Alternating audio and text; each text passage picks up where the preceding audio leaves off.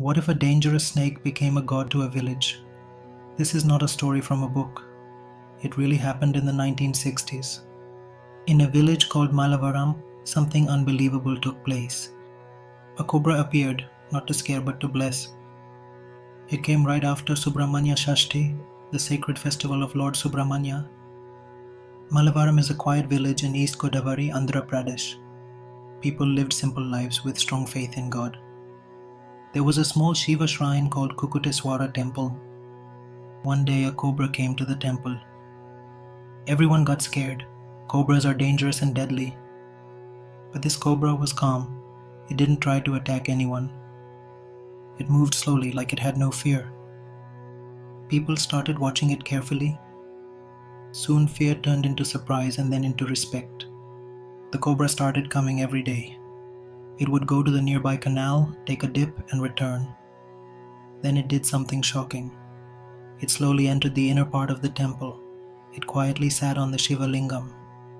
It didn't drink milk or eat anything. It just stayed there looking peaceful. People believed it was not just a snake. In Hindu belief, snakes are special. Lord Shiva wears a cobra around his neck. Lord Vishnu sleeps on the serpent Adishesha. And Lord Subramanya is also connected to snakes. The villagers thought this cobra is Lord Subramanya himself. Soon news spread across nearby towns and villages. People came to see the cobra. They folded their hands and prayed. Nobody tried to harm it. Even when the temple was full of people, the snake stayed calm. It looked like it was blessing everyone. The villagers felt this cobra deserved its own temple. They didn't wait for outside help. They collected money, food, and whatever they could. On February 10th, 1962, they started building a new temple. The cobra stayed there watching everything. People felt it was happy with their efforts. Then something very sad happened. The next morning on February 11th, the cobra was found dead. The whole village was heartbroken, but they didn't panic. They stayed calm and prayed. The elders and priests decided to do the last rites. They buried the cobra at the same place where the temple was being built. That became the most sacred spot in the temple.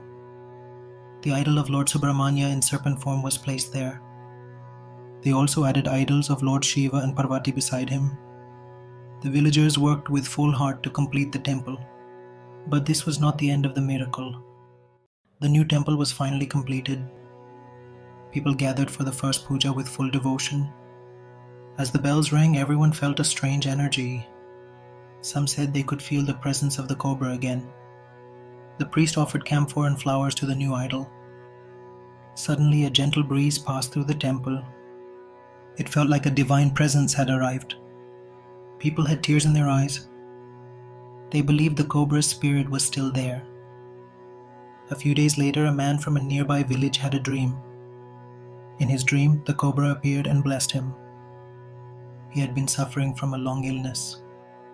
After that dream, his health started improving. News of this miracle spread quickly. People from other towns started visiting the temple. Many came with problems and left with hope. Some said their wishes were fulfilled. Some said they felt peace they hadn't felt in years. The cobra was now worshipped as Lord Subramanya. Every year, on the same date of the cobra's death, a special festival is held. The temple lights up with lamps, flowers, and prayers.